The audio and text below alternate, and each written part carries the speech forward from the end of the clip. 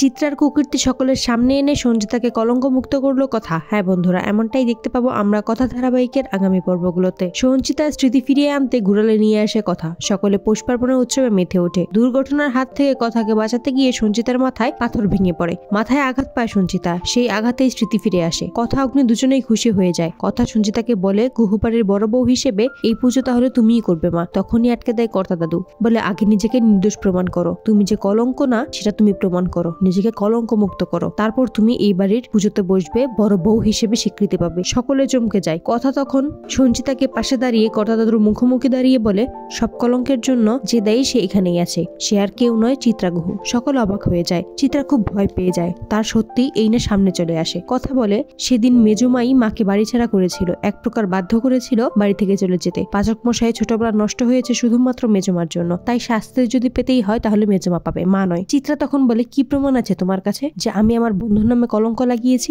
এটা তুমি কিভাবে বলতে পারলে? ও আমার প্রাণের বন্ধু ছিল, আমি কেন ওর নামে কলঙ্ক রটাবো? তখনই সেখানে হাজির হয় ফুলদা। চমকে যায় চিত্রা, ভাবে ফুলদা এখানে কি করে এলো এত বছর পর। সেখানে ফুলদাকে দেখে অগ্নিমিস্টার রয় বললে, দাদু বলে, কি সব হচ্ছে এখানে? যেটা করতে বলেছি আগে সেটা প্রমাণ করো। ফুলদার সাহায্যে সঞ্চিতা সকলের সামনে প্রমাণ করে দেয় সে নির্দোষ। তাদের সাথে সম্পর্ক শুধুমাত্র ভাই বোনের, অন্য কোনো সম্পর্ক নেই। সকল প্রমাণ যখন চিত্রার বিরুদ্ধে, তখন চিত্রা চেঁচিয়ে বলে, হ্যাঁ আমি সঞ্চিতাকে এই বাড়ি ছাড়া করেছিলাম, আমি সঞ্চিতার নামে কলঙ্ক লাগিয়েছিলাম। কারণ সঞ্চিতাকে সবাই শুধু বড় বৌমা করতো, আমাকে কেউ গুরুত্বই দিত না। আমাকে সবাই চিনতো সঞ্চিতার বন্ধু হিসেবে, কিন্তু আমি কখনোই চাইতাম না মানুষ আমাকে এইভাবে চিনুক। আমি চাই আমাকে আমার নামে চিনুক, তাই আমি এই কাজ করেছিলাম। তো বন্ধুরা, তোমরা এমনটাই তো চাও যেন চিত্রার কুকর্ম সকলের সামনে এনে সঞ্চিতাকে কলঙ্ক মুক্ত করে? কথা কমেন্টে জানাও।